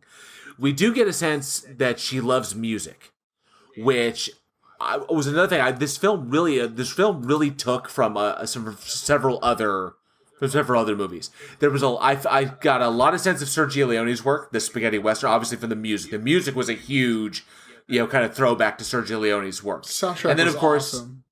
The film was shot in black and white, and the kind of the vampire who's been alive so long and is so shut down both emotionally like that. We get kind of an F.W. Murnau kind of German expressionism aspect where it's kind of she's just the thing that got me was that the film is in black and white. There are many times when she's wearing her, and forgive me, I can't, the headdress that they wear in Iran. Oh, the one that covers their hair.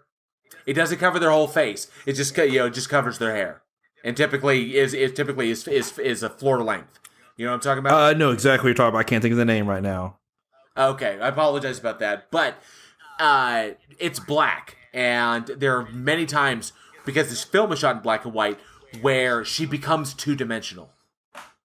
She'll turn her back to the camera, so all we see is that covering. And because it's in black and white, there is no depth in there. I mean, you have shadow and you have light. She actually becomes two-dimensional, and I thought that was a brilliant depiction of the vampire, of her character, of the character of that, because she disappears.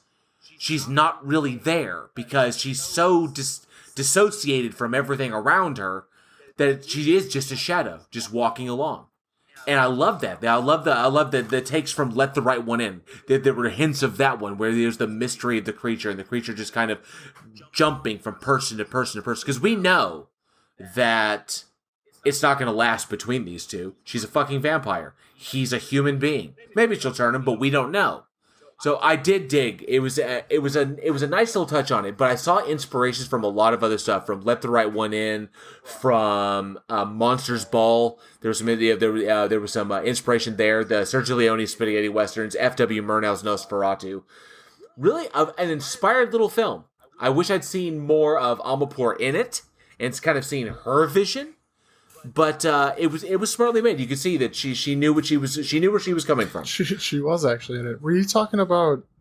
I'm sorry, with the headwear? Are you talking about a hijab? Yeah, that's it. I think so, but yeah, a hijab. Yeah, or like a burqa, or there's. See, I think it might be burqa because it was head to toe.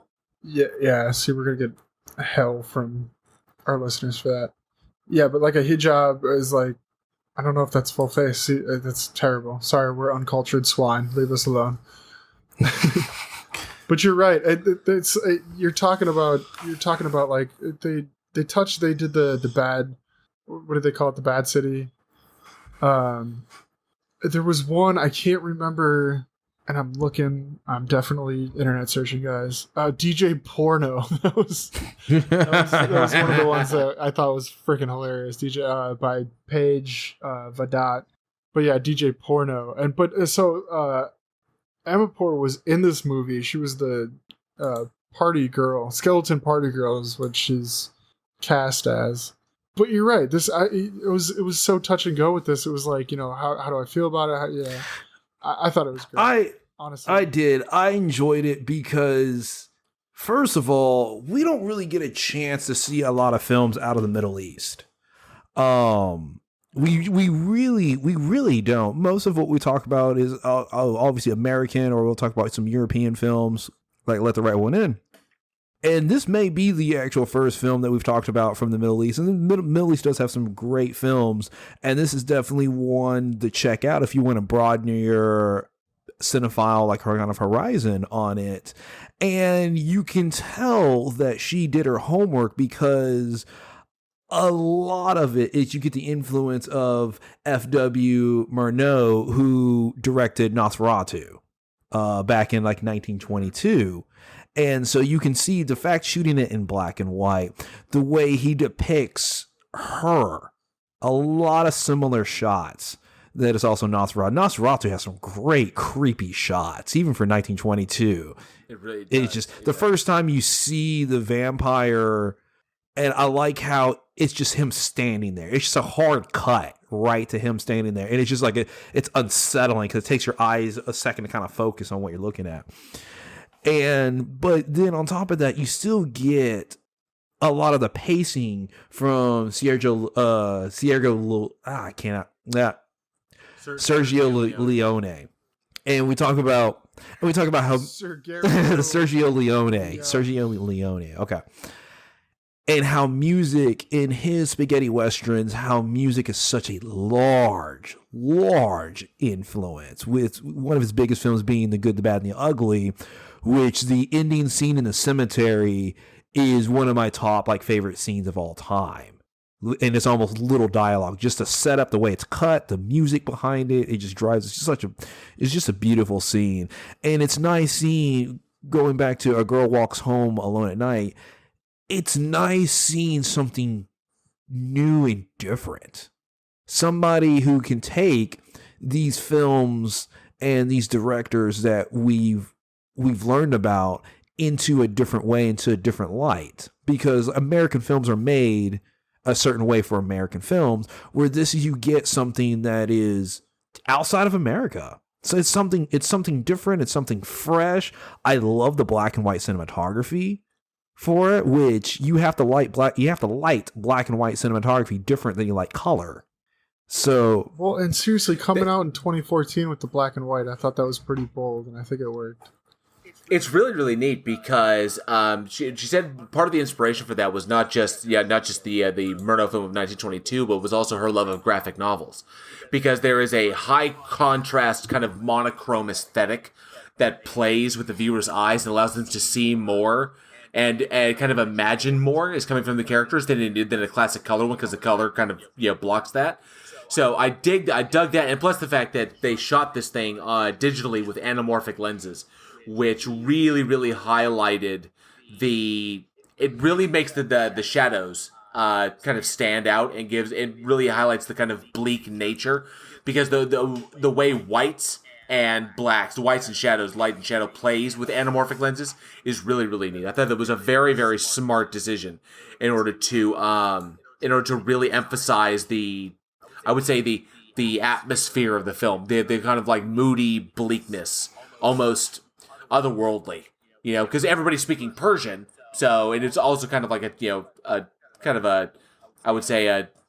commentary on life and kind of like the outskirts cities of Iran, which I thought was really, really interesting. There's a lot of she took a lot of things that she loves and put them all in this, which is really neat, because sometimes you mishmash like that, it doesn't play very well, but this one actually did. It did. And another thing with the black and white is you kind of get a sense of how she feels disconnected, because the colors aren't vibrant, she's going to live forever. So she has this disconnect to the current world because it really doesn't matter to her anymore. And I think the black and white really, when I watched it, it really played into that, because it's disconnect. You never forget the fact that you're watching a movie, and it's almost from her perspective. That's how it is, just to her. It's just what's going on. I'm just going to do what I'm going to do. Eventually, everyone's going to die, and I'm just going to keep going. Yeah, you get the sense that she is really, really, really old. That that it's gone on so long that she's literally just going through the motions. She's just on autopilot, and it's not until she meets the main protagonist, the main character, not until she meets him, that it's kind of like it kind of snaps her out of it, because it's when he hugs her, and it's almost like the record skipped, like what, and kind of snapped her out of her kind of like probably centuries long days.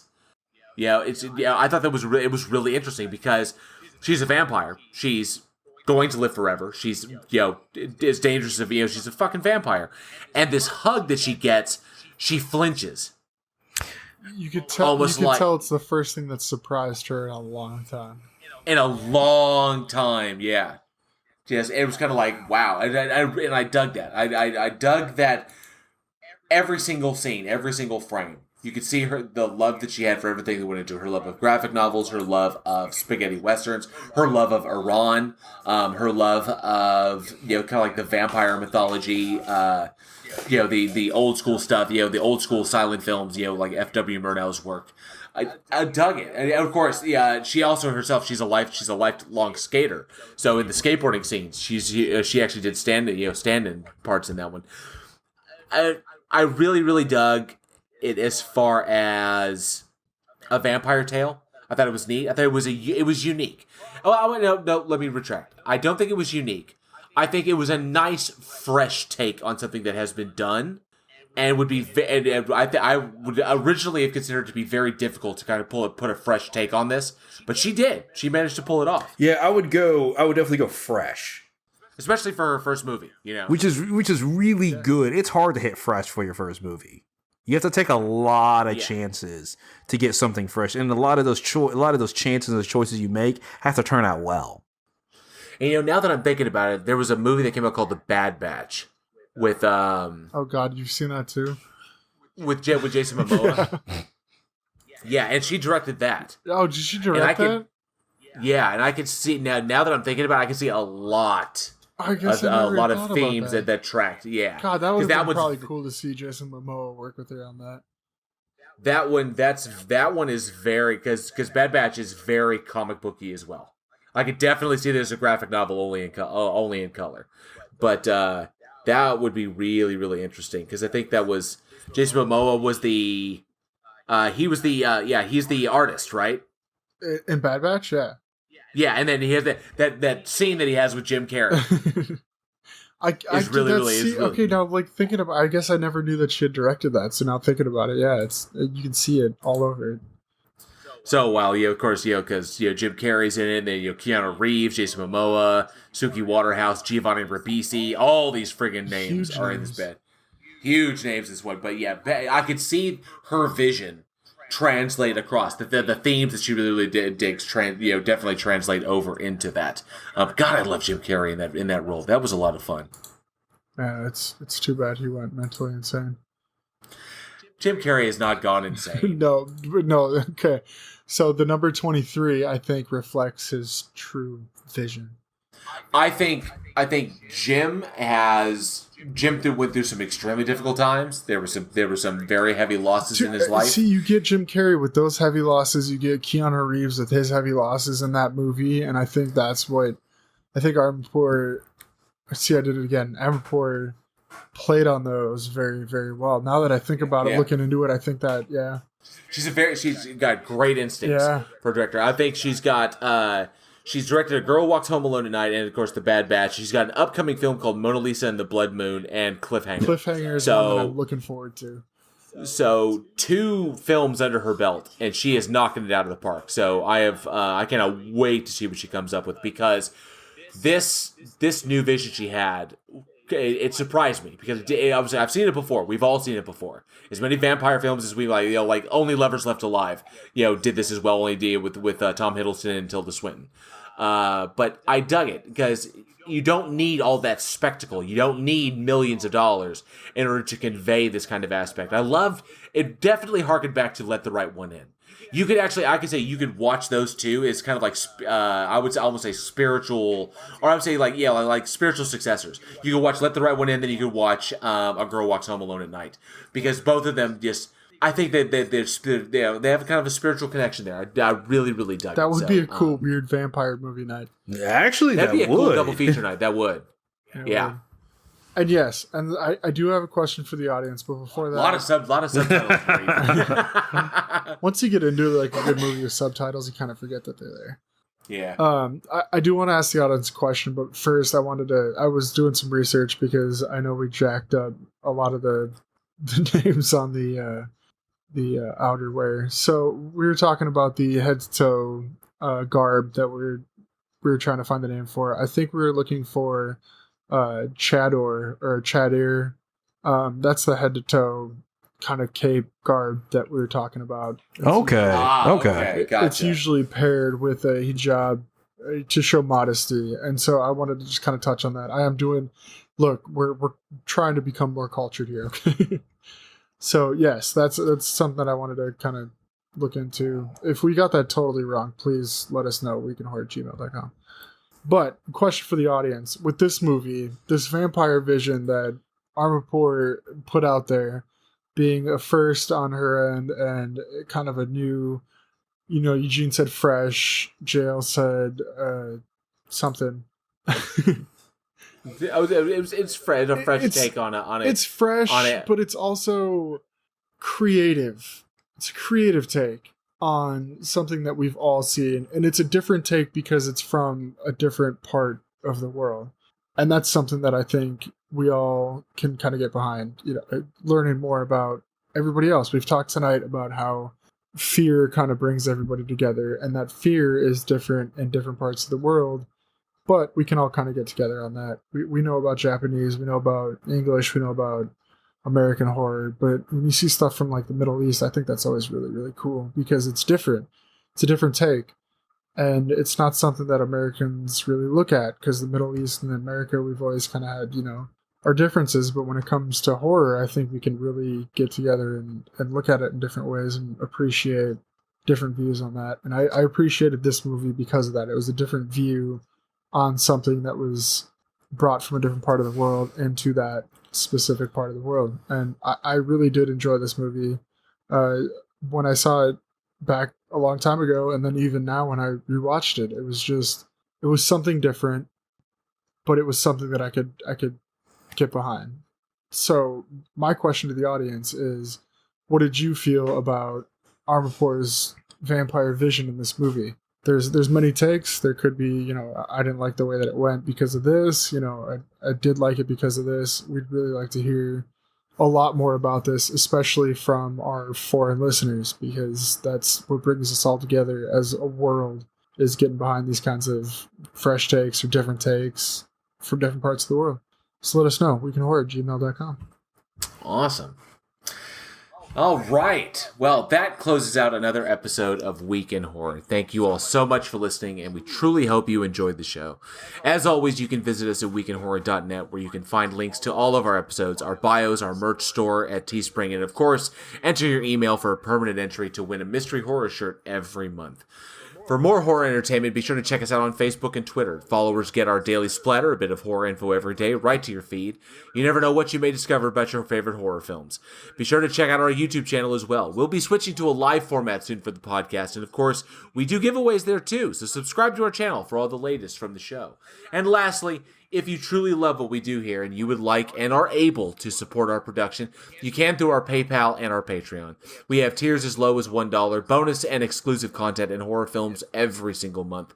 Links to everything, including to our Discord community where you can interact directly with us, are down below. But we know that these are trying times and things are extremely tight. And as always, simply liking and sharing the show to your local horror community is the best way, the absolute best way to help us continue to grow. And we appreciate each and every one of you for your continued listenership. I'm Eugene. I'm Alex. We will see you next week, and as always, stay scared.